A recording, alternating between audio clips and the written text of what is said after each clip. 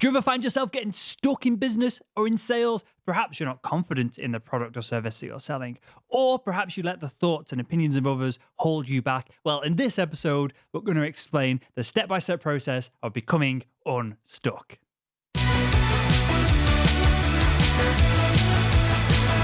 Hello, Sales Nation. Welcome to today's episode of the Salesman podcast. On today's show, we have Shira Gura. She is the author of Getting Unstuck. She is the host of the Getting Unstuck podcast, which you can find on iTunes. And on today's show, we're diving into that. The process, the step-by-step process, which is fascinating, to getting unstuck, from changing our beliefs, which then edit our thoughts, which then lead to emotions, which lead to our actions, how we can change, edit, manipulate that process for a step-by-step system to have better results and to eliminate fear, to eliminate a whole bunch of emotions that can hold us back over time. And so, with all that said, let's jump into today's episode. Shira, welcome to the Salesman podcast. Thank you. I'm glad to have you on. I'm glad that we're going to dive into, hopefully, beliefs. We're going to dive into emotions. We're going to dive into all this stuff that we have rattling around in our brains. And you said something interesting before we click record of, we choose to suffer with a lot of this stuff, and we're all in the same boat together with a lot of these things. So I know this is going to have real impact for the audience, both in sales and just their lives and in business as a whole. But before we jump in and before I go through a couple of things that I want to run through, is there any, from your kind of experience, from your background, is there any beliefs? Are there any emotions? Is there anything that, bang for buck, affects business people, salespeople, people in high-stress jobs, more than anything else that perhaps we should focus on to get started with? Well, in my book, there is, under the section of emotions, there's a chart. It's called the chart of emotions. And there are 7 main emotions that all humans feel. And related to all of those main emotions are emotions that relate to them. So in terms of sales, I would think that the most commonly felt emotions that we all feel would be fear and aversion. So I would definitely look at those, because I think most people who want to sell something, they're passionate about something, they know they have something to sell to the world, they know they can help save the world, and then there's these emotions that pop up, this fear of I won't be able to do it, or aversion, like I don't even like sales. Like I don't like sales. Like how am I going to do this if I don't like sales? So I think those are probably the 2 in terms of if we're looking specifically around selling. So we'll come on to fear for sure. We've covered that in other episodes as well, so perhaps we won't go as in depth in that. But aversion is something that's interesting. And as you said that, I was kind of painting a picture in my mind of what that actually means. And as you described it, people who go, I don't like sales, and this is typically because of that negative stereotype of the used car salesperson who I'll go full detail into the stereotype here. If it's a dude, he's wearing a cheap suit, it's all slimy and weird, he's trying to manipulate you. And my audience are B2B salespeople, so doing large deal sizes, and clearly that doesn't float. Maybe you'll get away with one deal like that, but you'd be laughed out the boardroom if you ever went back to that customer. And clearly these C-suite, these executives, these high-level decision makers all talk between themselves in a market. So it's impossible to be the slimy salesperson in B2B sales. But I feel like we still have that negative image in the back of our minds. And this comes down to organizations not calling the salespeople, they call them account managers. I've been a territory manager, account manager, product specialist, all these names to try and just kind of disassociate us away from this stereotype of a salesperson. So that's one way to do it, perhaps in front of the customer. But how does, for example, the aversion to wanting to be known as something else when you know that you're not like that, how does this conflict in our mind affect us kind of day to day? Right. So in terms of aversion, or in terms of any emotion, the reason that we have emotions is because we have thoughts that create them. So when you're looking at aversion, we need to understand what thought is creating that feeling. If we didn't have a thought, we wouldn't have that feeling. So it's super important when the work I do is I call it getting unstuck. And I have this method called the STUCK method. And the 3rd step, the U, is uncovering. We have to uncover our beliefs. What is going on there? Why am I feeling averse? If I feel like I have something to sell to the world, if I have a program that I want to sell to my client, if I'm going to be leading a retreat that I think people are gonna, they're gonna heal in their lives from why. Why am I averse to why? And so what we basically do is we look at the beliefs. We try to uncover what is going on there. And so, for instance, I might say to myself, I believe that when I sell something, when I'm trying to sell my program, it's bothering them. I'm bothering the people that I'm speaking to. And we have to examine all of our beliefs. We have to really investigate and ask ourselves, is that belief 100% true? And how do I know that that belief is 100% true?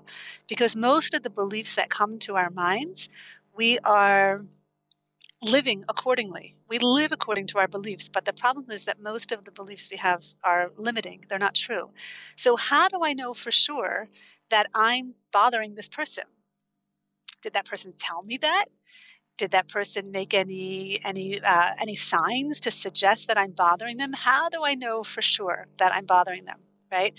Or another belief I might say is, like you said, I believe that sales people are yucky, and so I don't want to associate with salespeople, and that's why I'm averse because I don't want to be a salesperson. And then I have to investigate that belief. How do I know for sure that all salespeople are yucky? Have I ever been sold something by somebody who didn't do it in a yucky manner? Did it actually in a really nice manner, which is why I bought it. Of course, all the time. Almost everything that I've bought was not by somebody in that kind of slimy situation, but actually someone who was respectable and someone who I trusted. And so that's not true either. And when you go through your beliefs like this, if you go through each belief and you realize, well, that's not 100%. No, I'm not 100% sure of that. You're basically left without a story. Like, why am I averse? I don't know, because I don't have any more thoughts about it, actually. And so at that point, then you can go to the next step and you can consider. You can say, what else, what other viewpoints can I take on that to the story, basically? What else? If I'm saying I'm averse because I don't like this and I don't like so what other perspectives can you take on? So in that situation, for example, I could say, I can consider that that person on the other end of the phone or the other end of Skype, that person wants me to sell this. She wants me to sell. She needs this program more than anything in her life. She wants this, right? I can consider that that's true. She actually wants this. I can consider that by not selling it, by not telling her, by not offering my valuable content in my life that I can help her in her life, by not doing that, I can consider I'm doing her a disservice. I'm doing a disservice to the world by not showing up and by not selling what I know is valuable. And so basically in that step, you take on as many considerations, as many different viewpoints as you can until you get to a point where you can choose one and you can really feel good with it. You can really feel like, yeah, I'm going to consider that I have something valuable. This is not yucky. That person needs it. And the only way that she's going to know that I'm selling it is by telling her that I have an offer here and she can take it or leave it. And so that's kind of an example of how aversion can show up in your life and show up in sales. There's two things I want to dive into here, and I think I've got an example of me. So I'm happy to look silly in front of the audience and, and use myself as an example for this. But are we trying to, and I don't know if there's a right or wrong answer to this, are we trying to, if we consider the brain as a computer that has these beliefs as programs, which then lead to us having thoughts, which is perhaps how we top up the belief over time, which then leads to our emotions or actions on the far end, which is perhaps what comes up on the screen, to continue that computer analogy?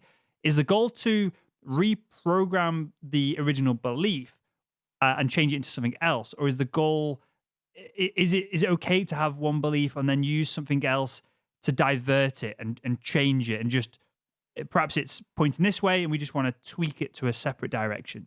I would say the most what we're doing really, we're working on awareness. So it's not like I don't ever want to have that thought again. If I have that thought, I'm going to be upset with myself.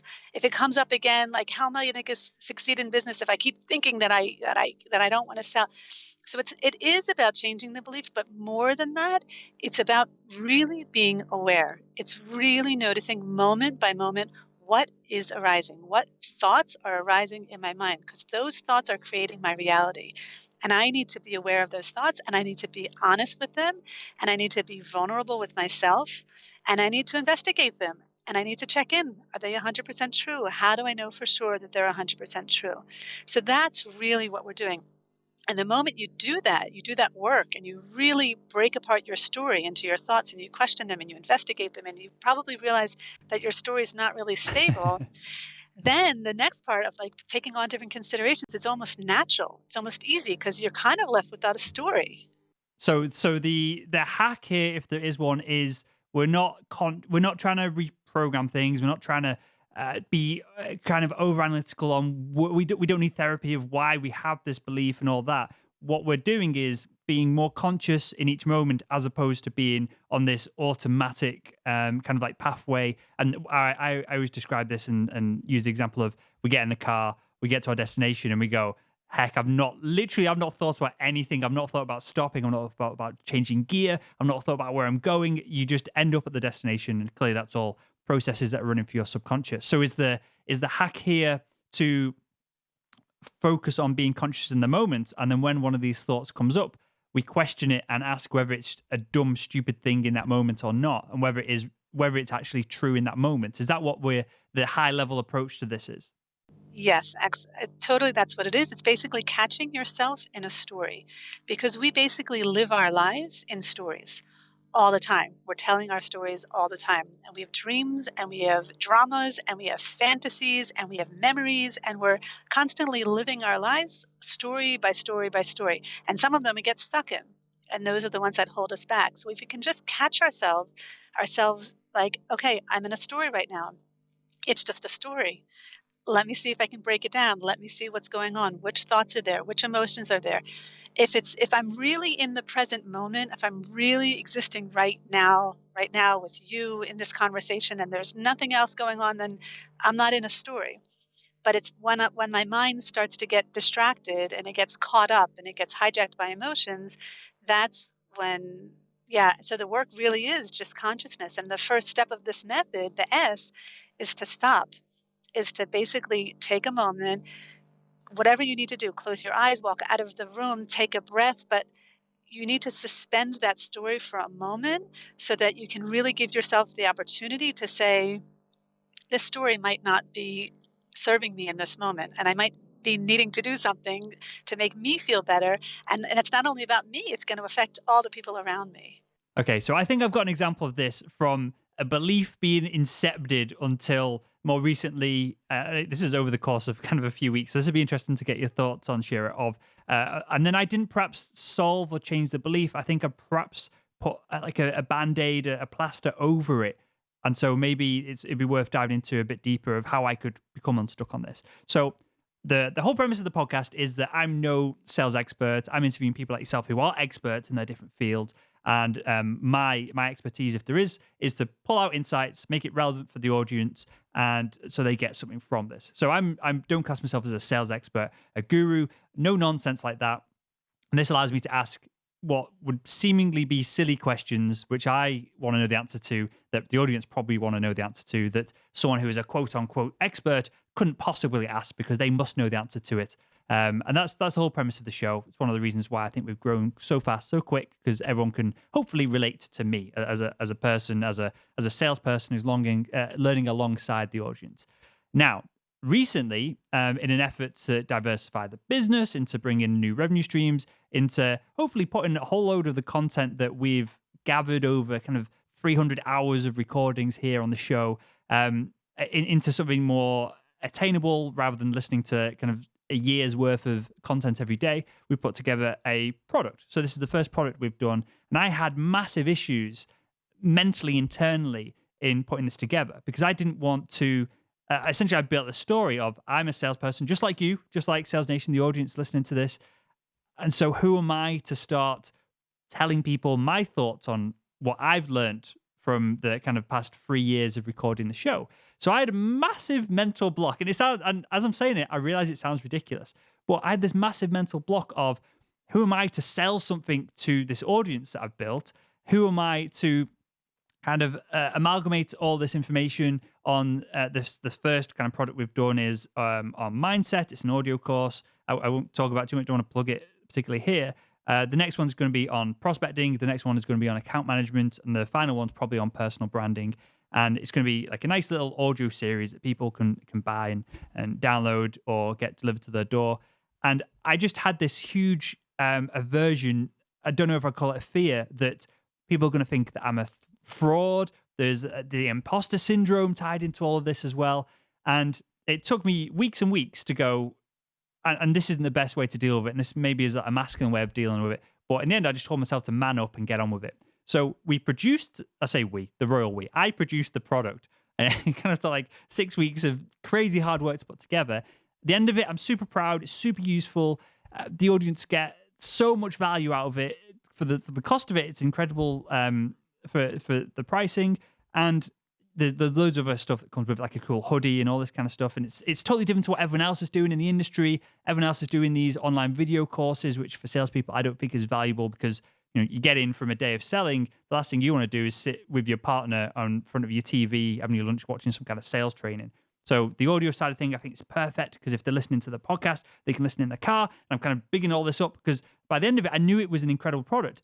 But the only way I could get my head around selling it to the audience, the irony of being this is a podcast about selling, I should be more than comfortable to do that. The only way I could get around it was to reframe the whole product of this isn't my thoughts and insights. This is the guest's thoughts and insights, and I'm just sharing them with you. So that was the kind of band-aid that I used to not change the belief, but to make it palatable that I could then put it to market.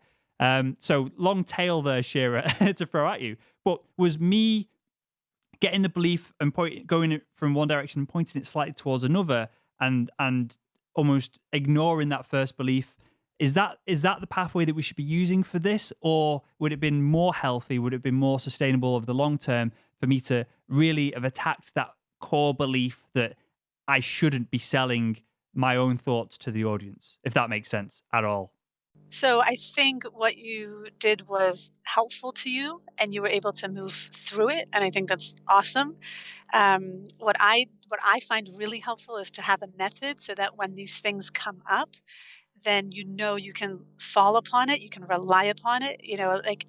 It's very ironic, I have to tell you, because 2 weeks ago, I led my first retreat. And I was all prepared. I put in hours, hundreds of hours to make this retreat, to find the place, to work with the caterer, to create the schedule, to get the deposits, to market it, to find people to come to. Hours, hundreds and hundreds and hundreds of hours. They arrived. The participants arrived between 4 and 5. I just did a podcast on this, and we were going to have our first event, which was at 6:00, which was dinner. And like 10 minutes before we were supposed to go to dinner, I froze. I was like, I can't do this. Like, who am I to be leading a retreat? I've never led a retreat before, and all these people are coming to like what they think is going to be this most amazing retreat, and I can't lead a retreat because I've never done it before. And I went to my room, and I locked the door, and I said, "Okay, Shira, you are stuck. This is classic stuck situation. This is called imposter syndrome. It's exactly what you said, that people are going to think I'm a fraud, or I can't show people that I have the success, or I deserve the success. I can't do it. It's classic stuck situation." And I went through the steps, and I took an S, I took a stop, I told myself that's the emotion, that I was afraid, like I was afraid to start this thing. I uncovered my beliefs, which were crazy, crazy beliefs. I'm telling you, when you look at your beliefs, if you're really being honest with yourself, I said to myself, I believe that if I started coloring my hair a couple of years ago because I started going a little gray. So I said to myself, if I stop coloring my hair, and so it's gray, so people see that it's, gray, then the people out there are going to respect me more. So maybe I should stop coloring my hair and only do retreats when I have gray hair, because then people will respect me. And another thought I had was like, you can't lead a retreat when you're only 44 years old. You really should only do it when you're 60 or 70. So why don't you wait like 20 or 30 years? And then that'll be a perfect time for you to lead your first retreat. And so by going through this step of recognizing that those beliefs were just So far out there. So, I mean, I've been doing this work, all the work combined, for 20 years. How much more experience do I need to be able to stand up in front of people and lead a retreat? And so I was able to consider that I am so ready. And they showed up here because they already heard about me, or they've heard me speak, or they've worked with me, or they've read my book, or they've listened to my podcast. Like, I am so ready. There's no reason that that thought that came to my mind is just a false thought. It's not true. I don't know where it came from, but it's certainly not true. And if I follow it, I'm going to freeze. And if I don't follow it, I'm going to thrive. And so I said, I'm going to go out there and thrive, and I'm ready. Like, I've got this. And so basically, going back to your situation, I think you didn't necessarily go through steps, which I think are really, really helpful. I can't emphasize it. I think step by step, really taking yourself through, what are my beliefs, breaking them down, asking them if they're true, considering what else can you consider, what other possibilities are out there. I think it's really super helpful. But you basically did, by taking on a new belief, you basically, in your situation, you suspended the other beliefs. And that's what got you through it. And that's what got you to a place where you were able to sell the product that you believe in, that you have so much experience in, that you gathered from all of these years, that obviously is worthy of purchasing. People purchase it. People are, offering you testimonials and raving about how much it's helping them. So you did it. I mean, you did it too. It was just a matter of maybe not going through a systematic step-by-step process, but basically what you did was you took on a new thought, and that new thought created your new reality, which enabled you to move forward.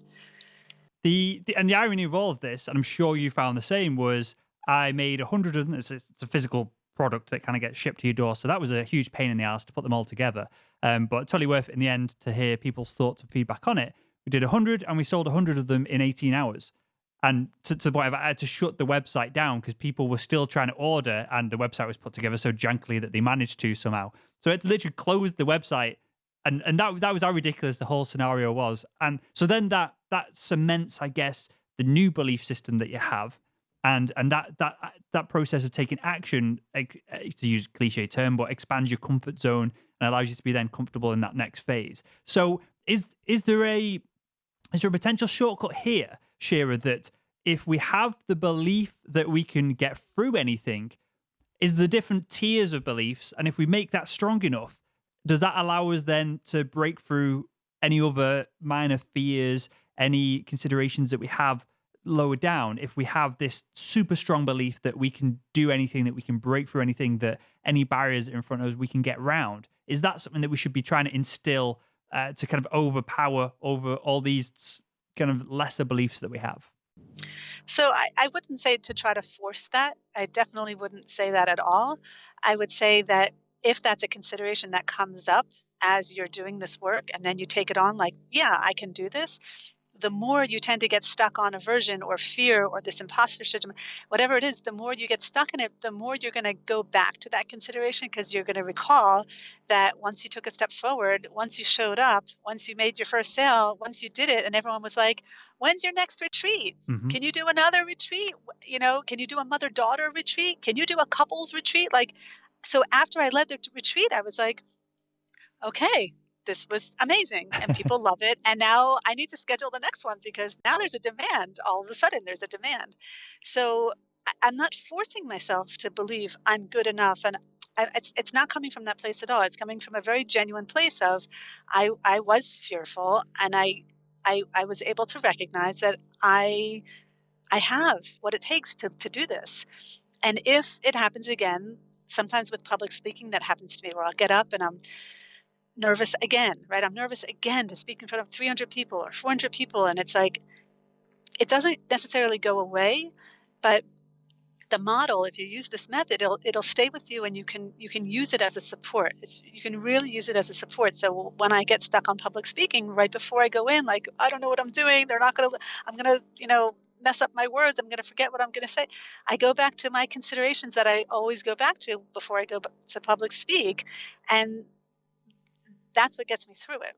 Okay, so before we get onto fears, I want to touch on something you said before we click record, and that was that some people choose to suffer with a lot of this stuff, and then we're all in the same boat as well. So before we dissect both of those, Shira, are people wired differently with this? I don't know if there's data on this. I don't know how you'd even measure it, but are some people wired that that they're almost born with genetics of superior belief systems, the ability to break through these beliefs, or is all of this nature? Is all of this is all of this nurture? Is this your parents explaining to you that there's a you can't tie your shoelaces when you're 6 years old? Or I don't have kids. I have no idea when someone learns to tie their shoelace.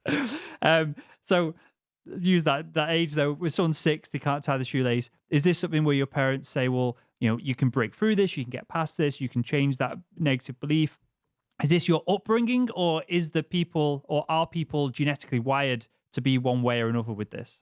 That's a great question. I definitely believe that all of us as human beings, whether you live in the eastern part of the world, the western part of the world, doesn't matter what color your skin and what religion you believe in, what your age is, it doesn't matter. I believe that we all have there's this human tendency to get stuck in a story. In other words, like something happens. Trying to give you like a benign example. Well, let me I don't put know. it another way then, Yeah. perhaps, because I know there's data that shows that people are born slightly more optimistic, or people are born slightly more pessimistic, and there's a gene factor to this. But is that almost irrelevant then, in that if you're optimistic, perhaps you take more risks, and so you're still getting to the edge of your comfort zone. If you're pessimistic, perhaps you take less risks, but you're still getting to your comfort zone. So perhaps none of the genetic wiring actually matters, because no matter how long, fast or slow it takes you to get there, we're still all reaching the edge of our comfort zone eventually. So maybe that was a question that I've answered myself there, perhaps. But is there then a trend, to get back to sales and business for a second, is there a trend for successful people, clearly whatever that means? In sales, it means smashing your target. In business, it can mean many things. Is there a trend that successful people can deal with the emotional problems and break through them? Or is there a trend, perhaps, and especially in the Western world, that we're told to man up, we're told to just get on with stuff? And is there a trend then that we're using band-aids to get through it, which isn't emotionally healthy over the long term, versus kind of actually dealing with the problems from the very stem of them and allowing that process to get us through? That's a great question. I don't have any research on that. One of my goals, I hope in this lifetime, is that someone out there, maybe someone listening to this podcast, is a student psychologist who is looking for a project and they would like to study a new model and see how it affects people in the world. I would love to see how this method affects all different populations, certainly sales populations. I do believe that people who are successful definitely are equipped with tools on how to get through challenging emotional situations. They have the tools, they know how to do it. People who can't get through it, who are held back by their emotions, they're not going to be successful also in business, but also in relationships. They'll just be held back because they don't know how to deal with people who trigger them or who upset them, who aren't perfect, who say the wrong thing, whatever it is. If we're constantly pointing the finger at somebody else and we don't know how to take care of our own selves and our own emotions, then we won't be successful in life. So I can't give you any hardcore research or evidence of that, but I firmly believe it. How much of this comes down to, and you alluded to it there, Shira, of just taking responsibility? So just accepting this as a fact, knowing that this is how humans are wired. We're all the same. Mark Zuckerberg of Facebook is going through some maybe higher level problems within his mind than perhaps what I am at this very moment in time, which is fair enough. But he's going through and having to break these barriers of a comfort zone as well, at a similar pace, slower pace, faster pace, depending on how much effort we put into it. But how much of this is down to us just taking responsibility for it?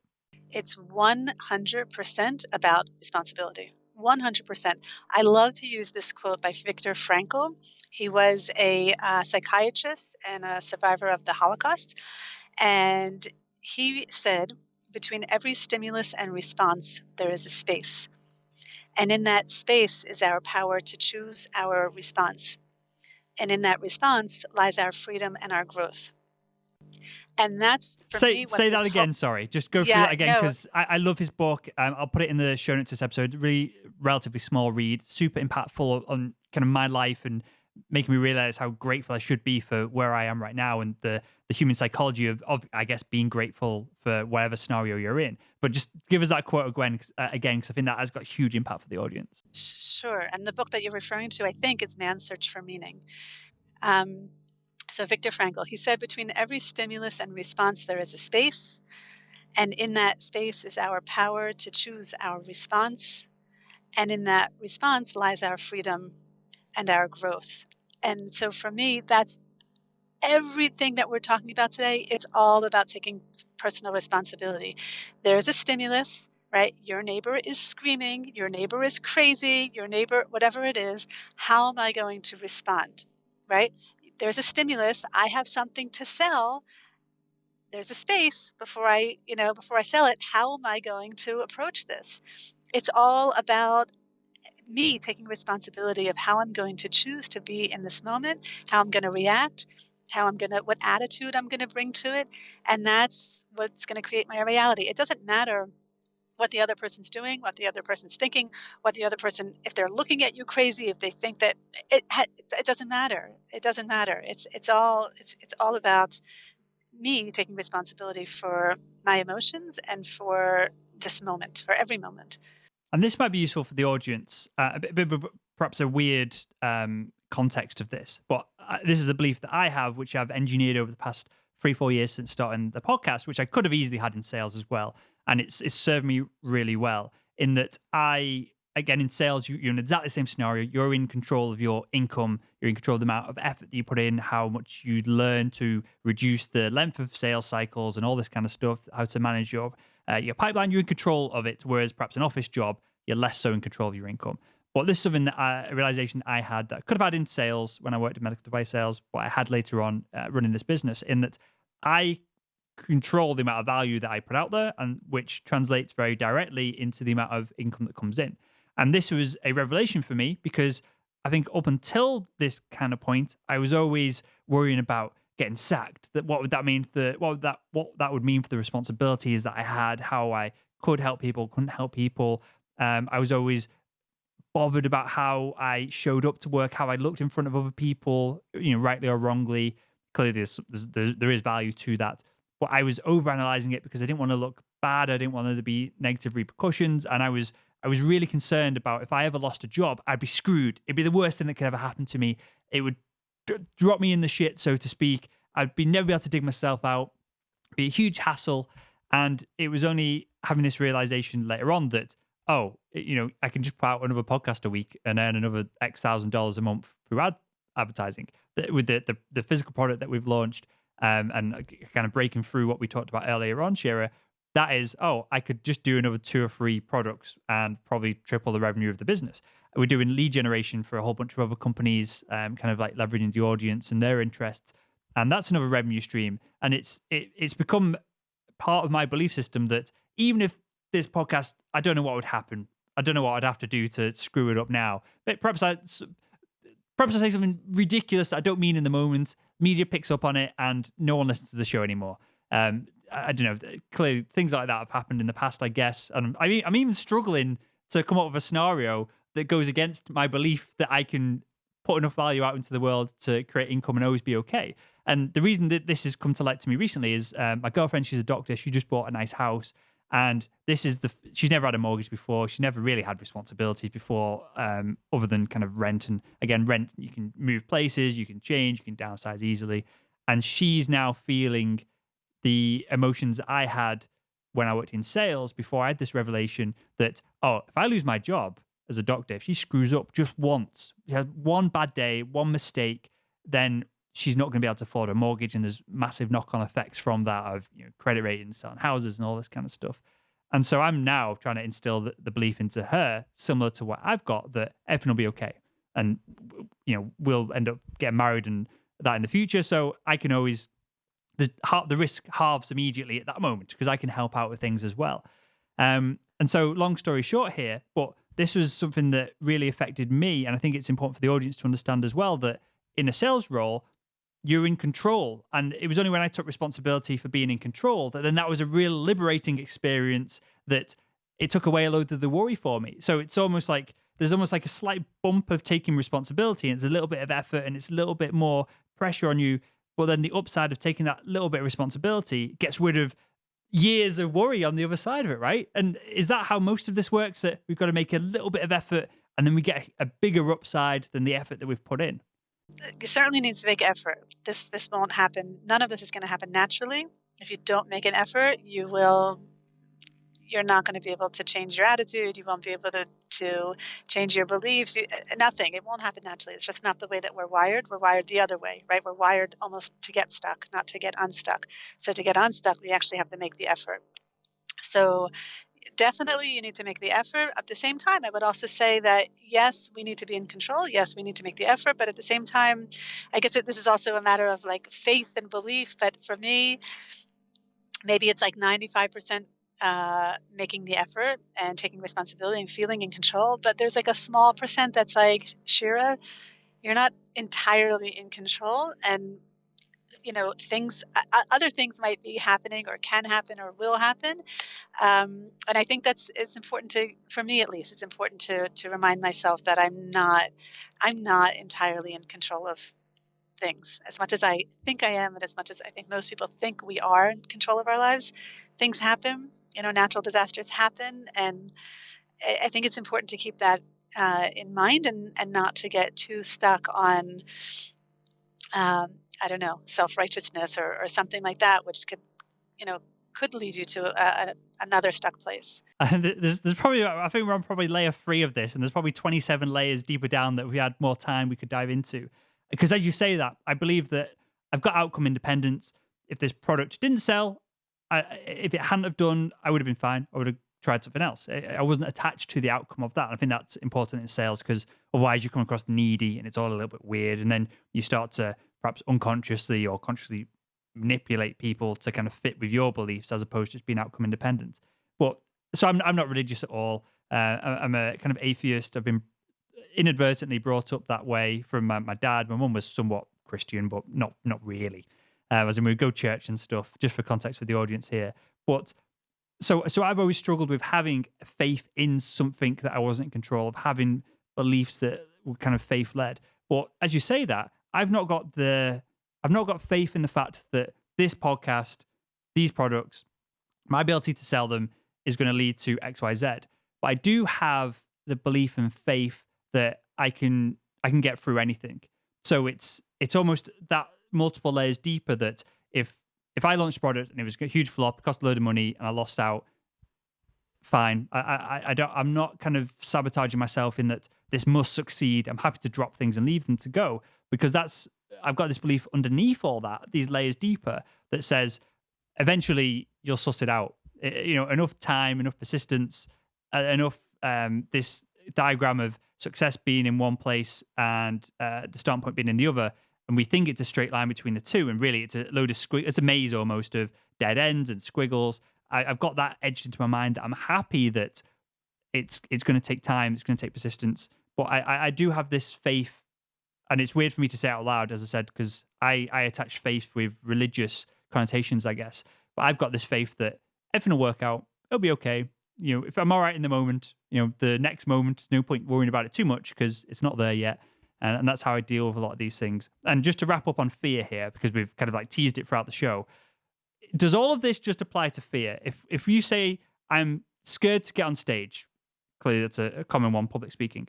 I'm scared to go into that huge deal that might change everything further down the line. I'm scared to break up with my partner because this relationship isn't healthy. I'm scared to push my comfort zone in whatever way. Does everything that we've talked about, Shira, does that all align with fear as well as everything that we've talked about so far? So definitely a lot of the stories we spoke about have relations to fear. But like I said in the beginning, we have many emotions. In that chart that I mentioned, there are 7 major emotions. One of them, which we didn't touch on, is desire. So if you're a salesperson, you can get stuck on desire, right? Like, I have to sell these 7 spots. I have to.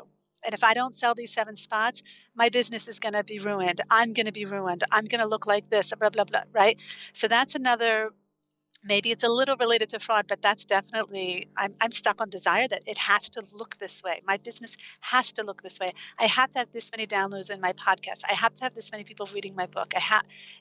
So it's a different emotion. So fear is definitely part of it, but it's not only fear. How do we, and final question on this, how do we balance out desire versus the motivation that perhaps comes from that desire? I'll use an example for me. I've got this Nissan GTR on the table. I could honestly, if I push myself, I could probably buy it right now, but it's a total waste of money. It's just a toy. There's no use to having it whatsoever, other than it would stroke my ego. It would be confirmation that everything I've done so far has worked, because I put this on my desk 3 years ago when I had literally nothing from when I started the podcast, just kind of run down all my funds to get everything going, and the audience know this tale, and I was proper skint, and this is kind of, when this happens, it's validation to me that everything, all the hustle, all the hours have been worth it to grow this audience that are awesome, to put products in front of them that help them, all this kind of stuff. How do you balance between, I've got desire for this, I perhaps don't feel like I'm unworthy until I get it. I don't feel like it's going to make me a better person or anything like that. But I've got huge desire to having one, even though it's a pointless physical object, but it's motivation at the same time. How do we balance out those two, of perhaps a bit of desire is good, but too much of it gets a bit weird? Yeah, I think it's the same. It's just going back to the same stuff. It's just catching ourselves in our stories. It's just watching the stories that we tell ourselves and checking in with the beliefs. Like, for example, when I was writing my book, one of the stories in my book is about how I got stuck on desire to be on a TED stage. Like, that's definitely one of my goals, is to share this message of the stuck method on a TED stage. And it's still a goal of mine. Now, I wanted to do it immediately once the book came out because I wanted to keep the momentum, right? But I caught myself in that story. It's just a story. Do I need to be on a TED stage today, in the next month? Do I need to? Is that real? Like, why? Why do I need to? Why can't I be on it next year? Maybe once my podcast picks up, then I'll submit, my application, and I'll. So it's a constant, like, catching yourself, telling yourself your stories, because that's what we're doing all the time. And then asking yourself, is that story serving me? Is it bringing me to more peace in this moment? Or is it bringing me to more stress or more distress?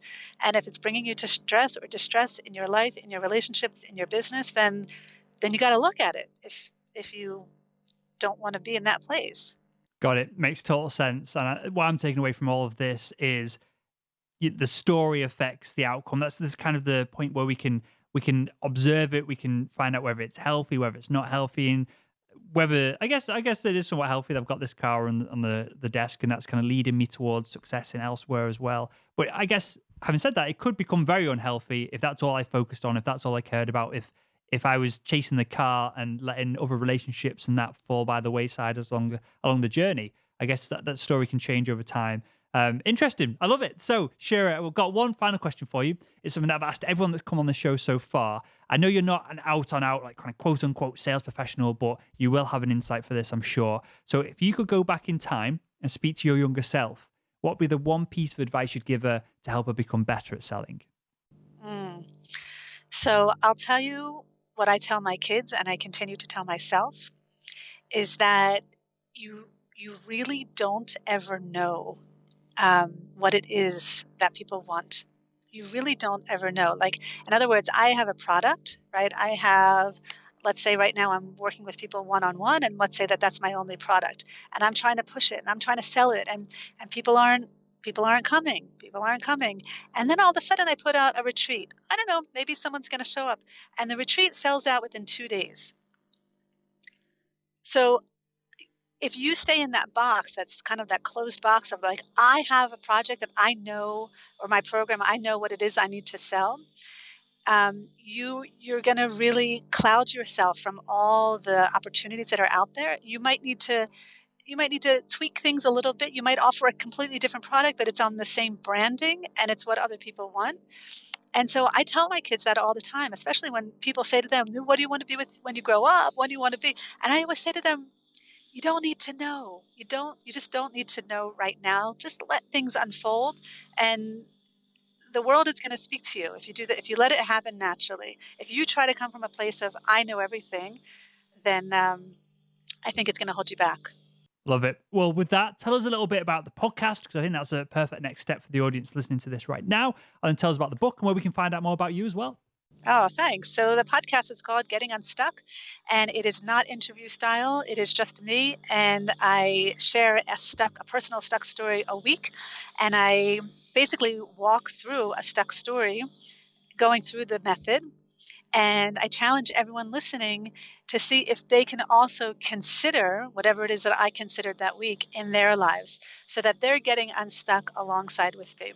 And this is all based on the book, which is also called Getting Unstuck, 5 Simple Steps to Emotional Well-Being. And that can be found on Amazon. And you can also find it on my website. There is a download if you want to read just the PDF. You can find that on my website, which is thestuckmethod.com.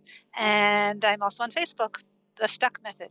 Perfect. Well, I will link to all that in the show notes to this episode over at salesmanpodcast.com. That's Shira. I want to thank you for your time. I want to thank you for your effort and energy into this, because clearly it's going to affect my audience. It's going to help them be happier and more productive and close more deals. But hopefully it trickles down into their home lives, the personal lives and everything else as well. So I really appreciate that. I want to thank you for your time, your energy of all this, and for coming on the Salesman Podcast. My pleasure. Thank you for inviting me.